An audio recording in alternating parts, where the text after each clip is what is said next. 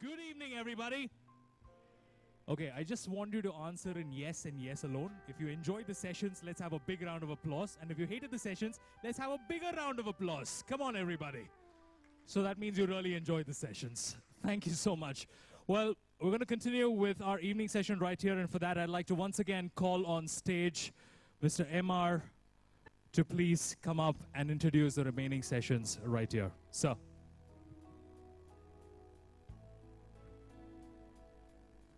Okay, so we got feedback from the missed call system this morning, so it's pretty good.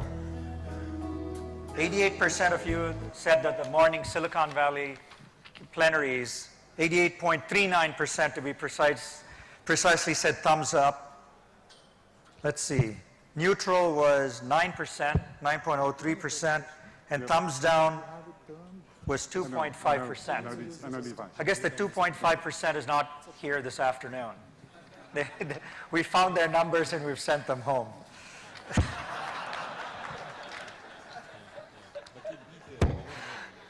Nothing is anonymous, guys, these days. Everything is tracked.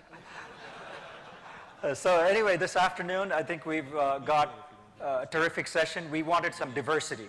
So we only have one Silicon Valley person this afternoon.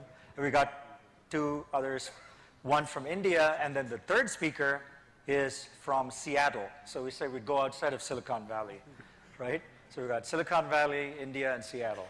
So to kick off the evening is an old friend of mine from, I'm trying to think, help me out, 96, 97, when they were three young, it sounds very familiar story, right? The four young Stanford engineers coming out of Stanford, starting a company. And they needed some mentors. And so I was fortunate enough to be associated with this company at that time frame. It was a terrific experience, pre-bubble, and even during the bubble. It was a great experience to be associated with a young company at that time, building an amazing product which got acquired by Amazon, and the company's name was Jungali.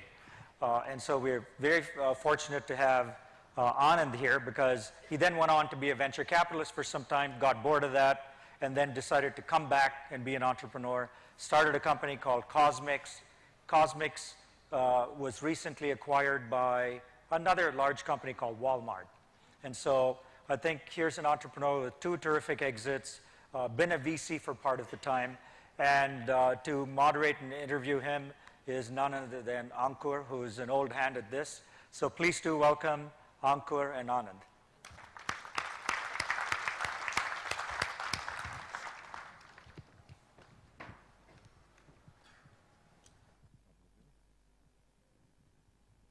Thanks, MR. And is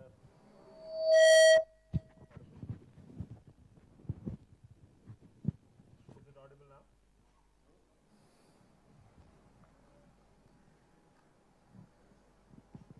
I don't know how to get this working. Is it audible now? No. Can you hear me? I don't want to hear you. He can talk. So. Okay, why don't you start with your entrepreneurial journey? You're on. You're on. Okay. Good evening, and it's a real pleasure to have Anand here.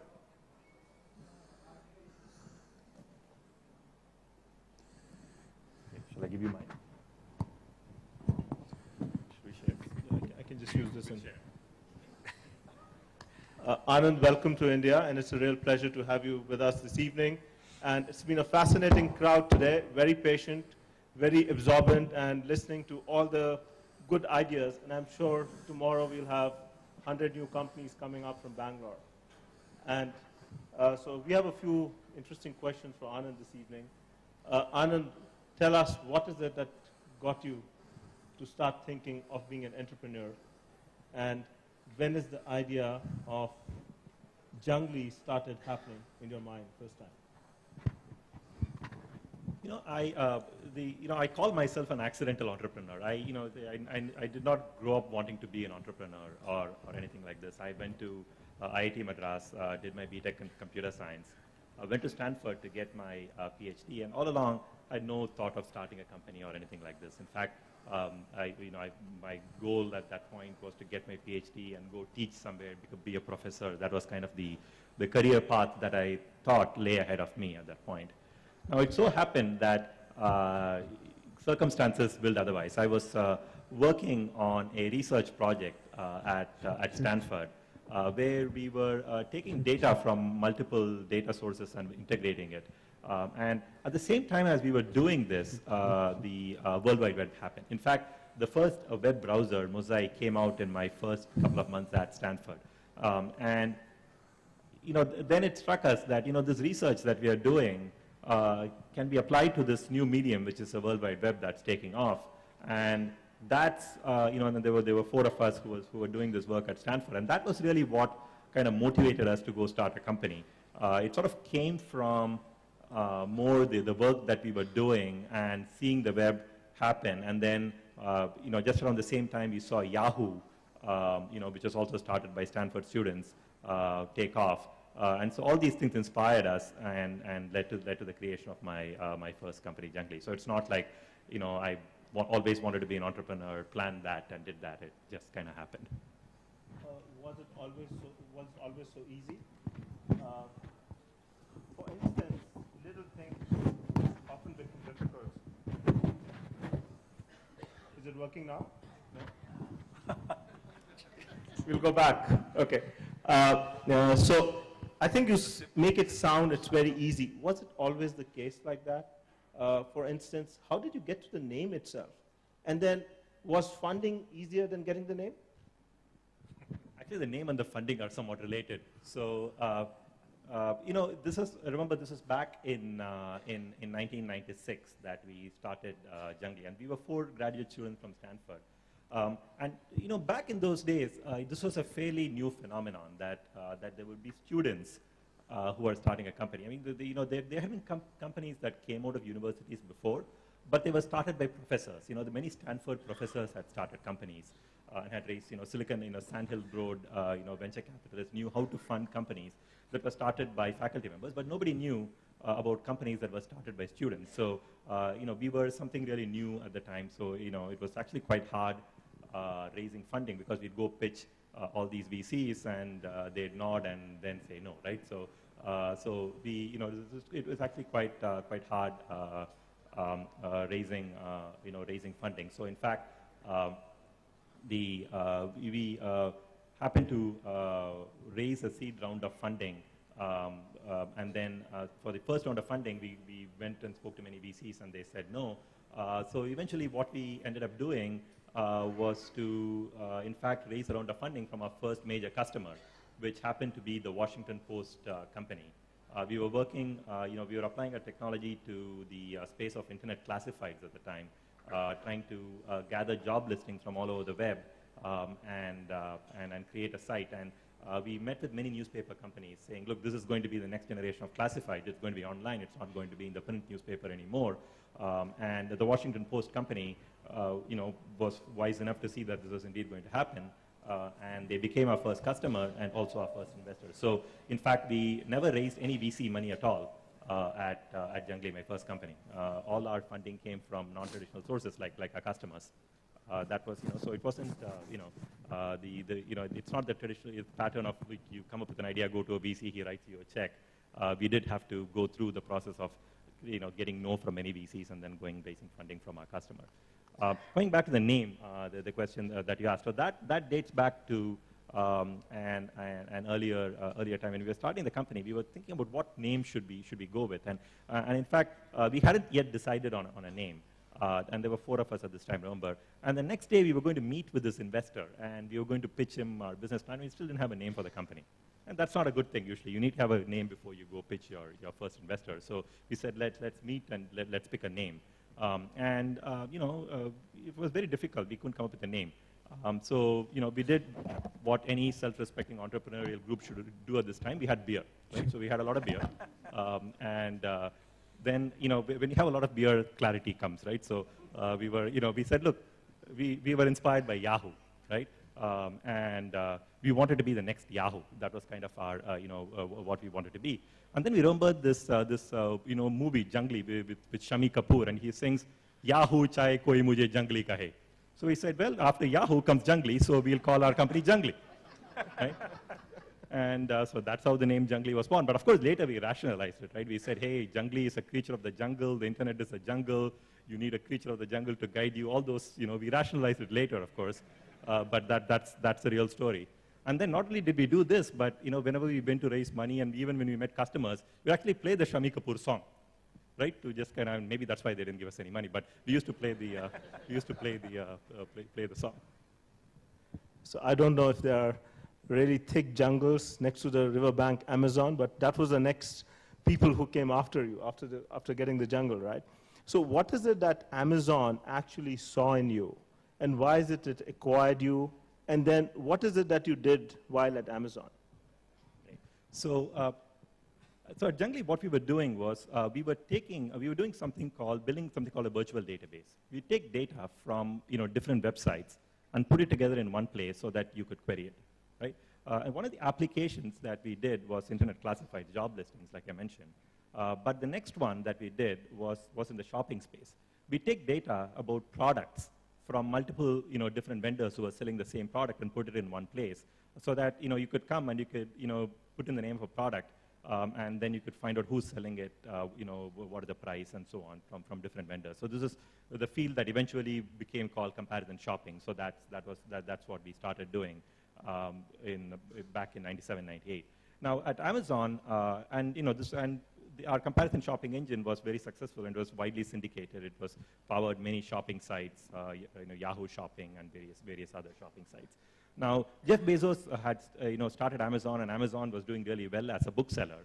But Jeff Bezos' ambitions were much bigger, right? So he wanted to sell everything, not just books. He wanted to be the place where customers could find any product. And one of the realizations that Jeff had was that if you wanted to sell if you wanted your site, your customers to be able to find every product, you can't be selling all of those products yourself. It's impossible. No one merchant can sell every single product in the universe. So if you wanted to have the most comprehensive product catalog, you needed to build a system where you sold some products, but you let other merchants sell other products, but your customers should be able to find all of them. And what we had at Jungli was the technology to get all the products from all the other merchants and put them in one place. Right? So that's what led to the acquisition by Amazon. To create this unified product catalog by pulling together products from all the merchants and putting it in one place. And so when we got into Amazon for the next couple of years, I worked on making this happen, how to get third-party merchants to sell on Amazon. And that eventually became the Amazon marketplace, which accounts for a significant fraction of Amazon sales and profits, even to this day. Amazing. That's really amazing. From Jungli to Amazon. And I'm told that on the way you also, in the hurry, you left your PhD. Is it really true you dropped out? What is it that you did after leaving Amazon? And PhD may be one of the things you went out to pursue, but what else did you do? Right. So, so this was in '96 when we had this idea, and I was kind of 3 years into my PhD at that time, and not yet ready to graduate. You need to write a thesis to graduate, and I hadn't done that. But we felt this was a compelling idea, and we had to do it. So I went to my professor, whose name is Jeff Ullman. He's also the same advisor. He was the advisor also of Sergey Brin, who started Google later. So I went and I told him, look, Jeff, I have this idea. Should I drop out and go start this company, or should I continue and do my PhD? And Jeff actually gave me a lot of encouragement. He said, no, if you really believe in this idea, go out and make it happen and prove that it's valuable, right? So that's something far more important than writing a PhD thesis. And that gave me the encouragement that I needed to actually drop out. And I dropped out, and we did Jungli, and then Jungli was acquired by Amazon, so I spent a couple of years at Amazon working on the marketplace thing.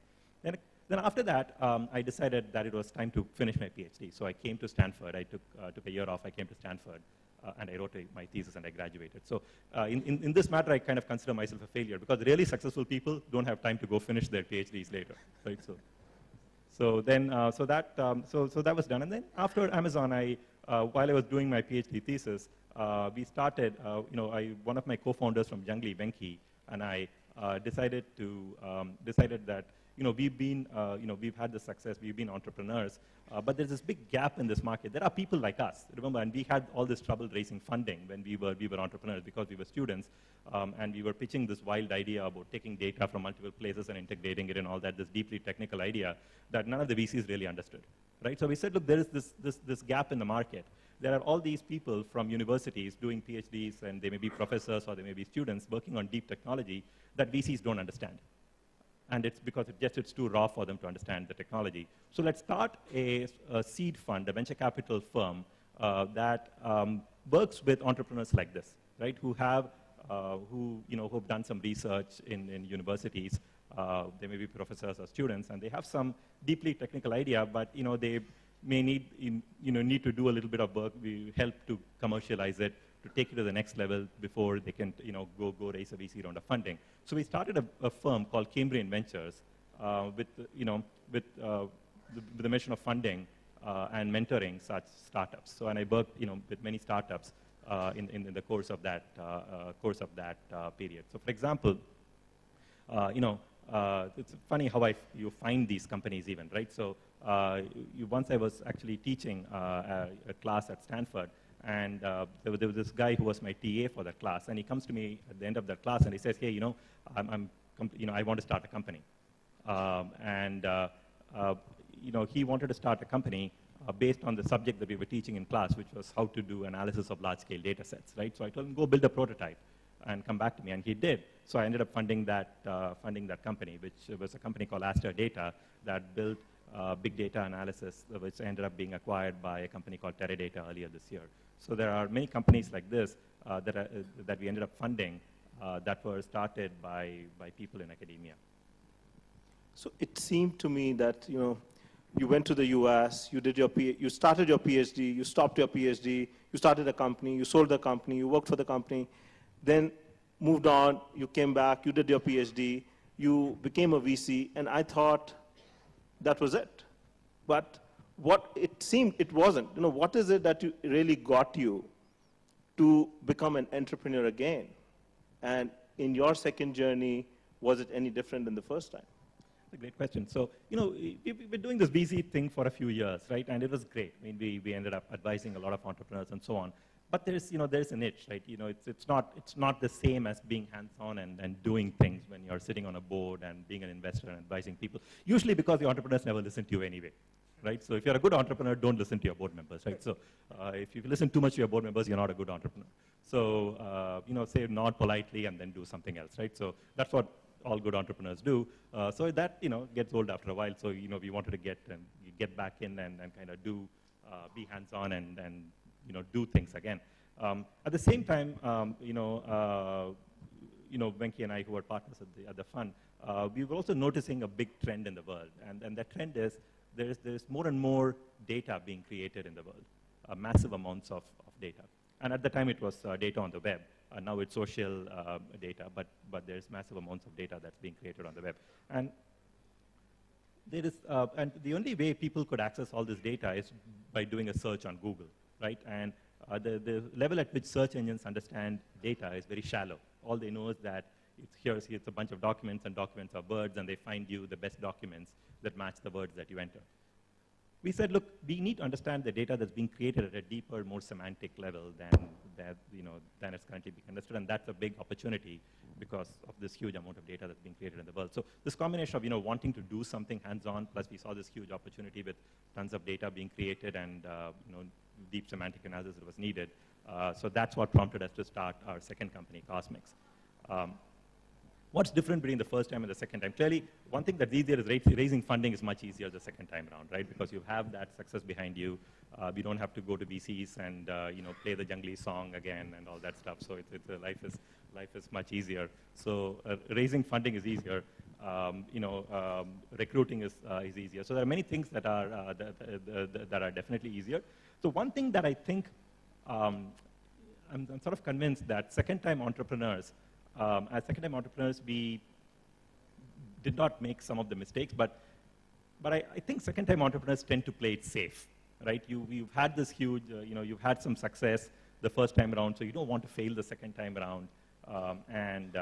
you think you know the answers, you think you know the obvious mistakes to avoid, and in that process, you also avoid making some great decisions, I think. So I think second-time entrepreneurs tend to play it a little bit safer than first-time entrepreneurs. And if you look at all the huge successes that are out there, whether it's a Google or a Facebook, they were all created by first-time entrepreneurs, not by second-time entrepreneurs, because first-time entrepreneurs don't know what doesn't work, right? So then they go ahead and do all those things. When you're doing it for the second time, you're pretty sure that some things won't work, so you miss some big things as well. Yeah, so the second time was probably easier and less surprising, less turns on the road. You knew a lot more things. And then it seems Walmart found you to be the right acquisition. And why did Walmart acquire you? And what is it that you're doing at Walmart now? Great.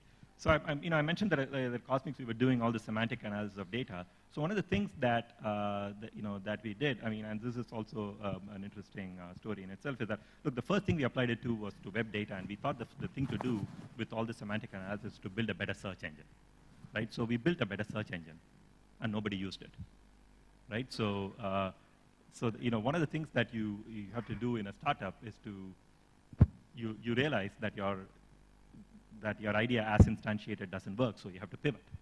So we ended up pivoting, right? So you have to and what we did was we took the same technology and we applied it to data that's in social media. When we did that, we figured out that by analyzing what people are saying on like Facebook and Twitter and so on, we could understand people at a much deeper level. We knew what people are truly interested in. And when you know what people are truly interested in, you can connect them much better with products, right? At Amazon, when I was there, we'd do all kinds of product recommendations. Amazon still does great product recommendations. But the recommendations that Amazon makes are based on your past purchases there at Amazon. And your past purchases are a good window, are a reasonable window into future purchase behavior, but they're not, in fact, a complete window into future purchase behavior, right? And the way to think about this is, we spend a little bit of our time interacting with the commerce side, but most of our time doing something else, right? And a lot of that time is spent on places like Facebook. So by analyzing things like Facebook and Twitter, we can understand people at a much deeper level than just by looking at what they're buying. And so if you put all this data together, you can make much better connections between people and products. And so this is what we discovered. And around this time, we connected with Walmart, and so that's how the acquisition happened. So the technology that we developed at Cosmics, which is called the social genome, was a great way to connect people and products. Any India plans? Yeah, in fact, what happened with the acquisition by Walmart of Cosmics? Cosmics is based in Silicon Valley, so it became a new group within Walmart called Walmart Labs. And our charter at Walmart, this group, Walmart Labs, is to figure out kind of the next generation of commerce, which is at the intersection of social and mobile and retail. And we're doing all kinds of interesting projects in that space. But it turns out that there's tons and tons of work to do, and we need more talent. So what's the natural thing to do? Would be open up a development center in India. So one of the things that I'm working on right now is to open up Walmart Labs India in Bangalore. So today is the day we made the announcement, actually, that we are opening up Walmart Labs in Bangalore, where we are going to be hiring the same kind of talent that we have in Walmart Labs in Silicon Valley to work on problems at kind of at the intersection of social media, mobile phones, and commerce. So at Walmart Labs in India, would you be looking at India as a market, or you would only be looking at trends and the social genome with respect to US or Western market where you're getting data from? To begin with, I think the Walmart Labs India is going to be focused on a global market, largely because Walmart doesn't have a presence in India due to FDI regulations and so on. We can't do e-commerce in India right now. But I think that's a question of when rather than a question of if. So when we do e-commerce in India, we will have the talent pool already here. So I think we have a number of entrepreneurs in the room and a number of wannabe entrepreneurs. There are hundreds of them here. What advice would you have for them? And with that, I would also like to, after that, I would like to seek some follow-on questions from the entrepreneurs as well. But before I go to them, from you. Yeah. You know, I think there's been a lot of advice given to entrepreneurs probably today and at other sessions, and Vinod Khosla was here this morning talking and so on. So I'll try to not say the same things, but say something different that I know to be true from my past. One is just do it, right? A lot of people come to me, and even today this has happened, saying, look, I want to be an entrepreneur, but but I have this job and I don't know when is the right time to do it and how do I go find the right time. So the first piece of advice is just do it, right? Just spend a little bit of time, find something that personally excites you and you think is interesting. If you spend a lot of time trying to analyze this is going to be a big market opportunity and so on, you'll never get started. So find something that kind of truly excites you and just go do it. So that's one.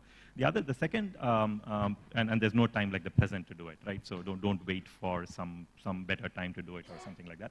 So and then the second piece of advice, which comes from personally from my experience as well as seeing as being a VC and investing in a lot of other companies and seeing what they go through, is find a co-founder. Don't do it by yourself, right? So I found this to be true. Having a co-founder increases the odds of success tremendously, right? Rather than being a single founder of a company. I think there's several reasons for this.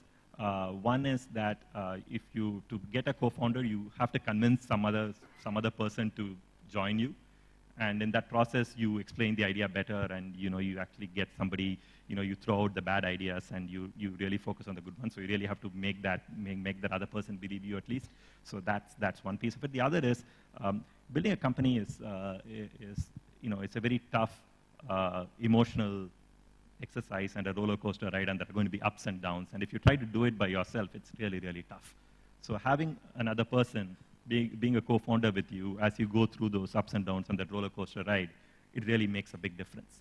And it hugely biases the odds of success in your favor. And when you pick your co-founder, make sure that your chemistry with your co-founder is really good, right? So one of our first investors at Junglee, his name was Taira-san. He was a Japanese gentleman. So we went and asked him later on, right? Why did you invest in Junglee? And he said, well, because I invested in Junglee because you guys have good chemistry, right? It was not until later that when I've seen companies blow up due to bad chemistry between founders that I realized the importance of chemistry. As an investor, it's very, you can evaluate the technology, you can evaluate the market, you can look at the individual members of the team and evaluate them, but it's very hard to evaluate chemistry between team members.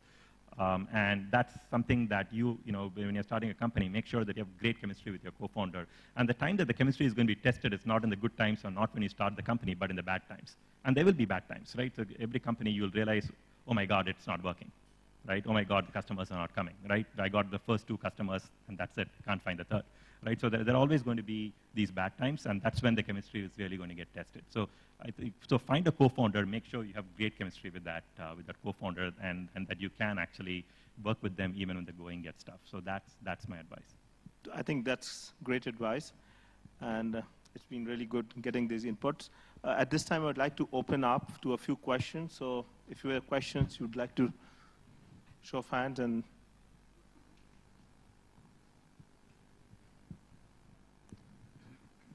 If you want to say the question, I can repeat it, and then.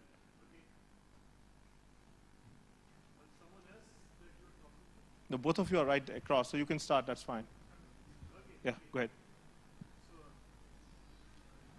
The mic is also there. Yeah, I think it will be better. Everyone can hear you.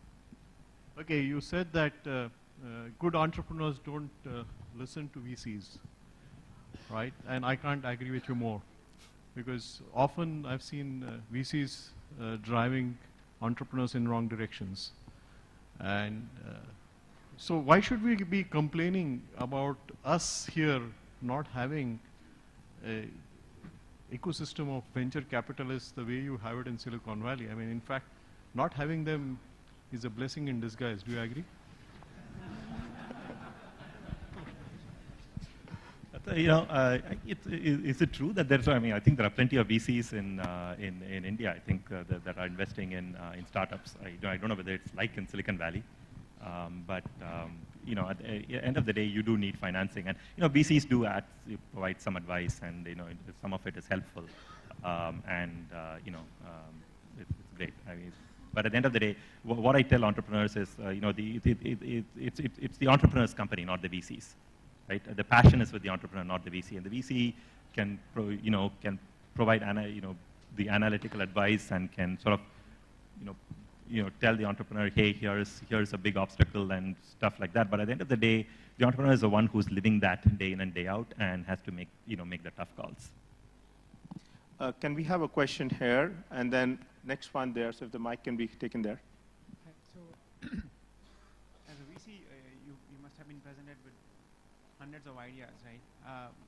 What was your thought process? Can you elaborate on your thought process for evaluating those ideas and assessing them and saying, okay, you know, this is it and this is not it? Can you please elaborate on that? Yeah. So what's the thought process as a VC to pick companies to invest in? And you know, typically VCs look at three things, right? We look at team, we look at technology, we look at market. Those are the three things we look at. And you know, we got to be excited by at least two of those three things in a startup to invest. And fundamentally, in our case, we sort of believe that market and technology are things that will evolve. So we have to be really, really excited by the team and make sure the team should be somebody we feel that even if they get the market wrong, even if they get the technology wrong, they can reinvent it. So the team is really important, and at least one of the other two has to be exciting, technology or market. Anand, I have the question from there, and probably one more question. Anand, can the mic be here? Anand here, to your left. Yeah, go ahead. My name is Badri from Diasoft. Did you ever expect to be acquired by Amazon and later by Walmart? Was that anywhere in your mind when you started or when you're going through the exercise?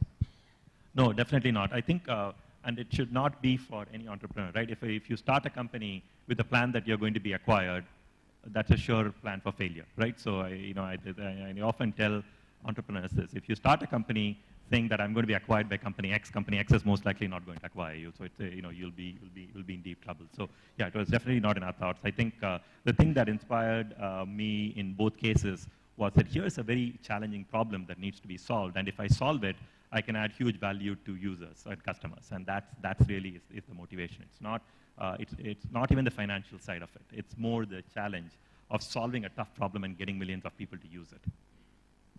Can we have the last question from here, please? This is probably not just to Anand, but to many others at NASSCOM. It seems to come out that entrepreneurs in software, if they need to be successful in India, you need to either have visited the Silicon Valley, studied in the US, or worked out there and come out here. Why is it so difficult for, to find people within the country who've been, educated here, started business out without going to the US? Why is it so difficult?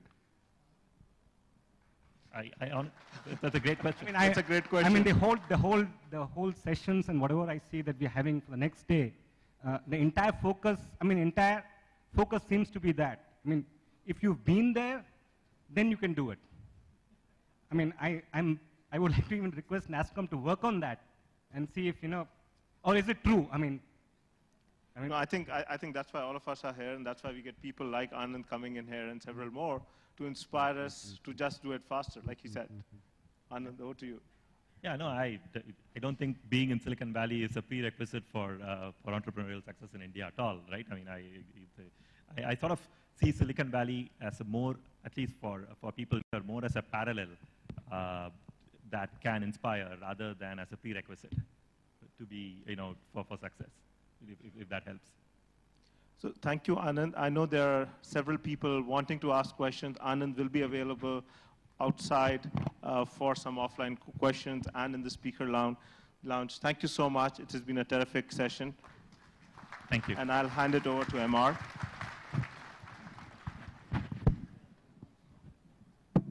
Okay, if I could get my mic on. Oh.